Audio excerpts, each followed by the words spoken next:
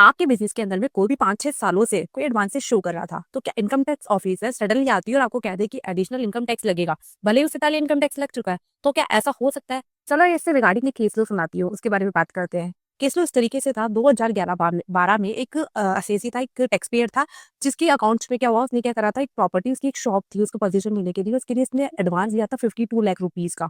52 lakh rupees का तो उसने एडवांस दे दिया, लेकिन हुआ इस तरीके से कि उसकी रजिस्ट्री पोजीशन भी मिल जाती है, एडवांसेस भी दे देता है, बुकिंग भी हो जाती है, बट सबसे इंपॉर्टेंटली क्या होता है, रजिस्ट्रेशन पेंडिंग रह जाती है, उसकी रजिस्ट्री पेंडिंग रह गई। तो रजिस्ट्री पेंडिंग की वजह से क्या होता है कि वो बुक्स ऑफ अकाउंट में शो करता रहता है आगे आने वाले पीरियड्स के लिए भी। तो 2017-18 में क्या करती है, income tax officer, assistant officer आते हैं और ये कहते हैं नहीं, ये तो अभी तक भी दिख रहा है और ये बुक्स ऑफ अकाउंट्स में इतने समय से दिख रहा है, मतलब ये कहीं ना कहीं एक अनएक्सप्लेन्ड इनकम है, इसके ऊपर इनकम टैक्स लगेगा एडिशनल इनकम टैक्स के रूप में।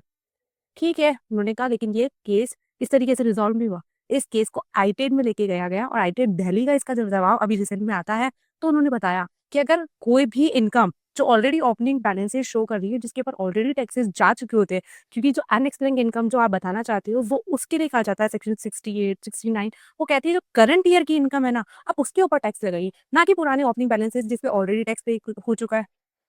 तो उन्होंने इस केस को रिजेक्ट कर दिया और फेवर में जाता है ये असेसी के।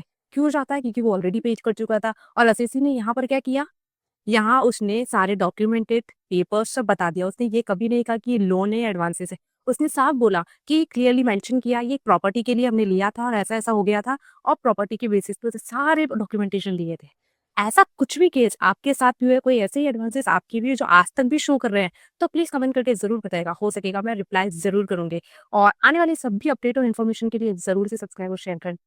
जिसको भी इसकी नीड है उसको शेयर करना ना भूलें और मैं केस स्टडी का नाम कमेंट में ज़रूर दूँगी। उन्हें आप पढ़ सकते हैं जाके इन वेरी ब्रीफ और इन इंपॉर्टेंट डिटेल। थिंग, जाने से पहले एक बात सुन के जाइए। अगर आपको इस केस स्टडी को पूरे फैक्ट्स, प्रोविज़न वगैरह के साथ में चाहिए with numbers, then please comment करके ज़रूर बताना, आईटी दिल्ली लिख दीजिएगा।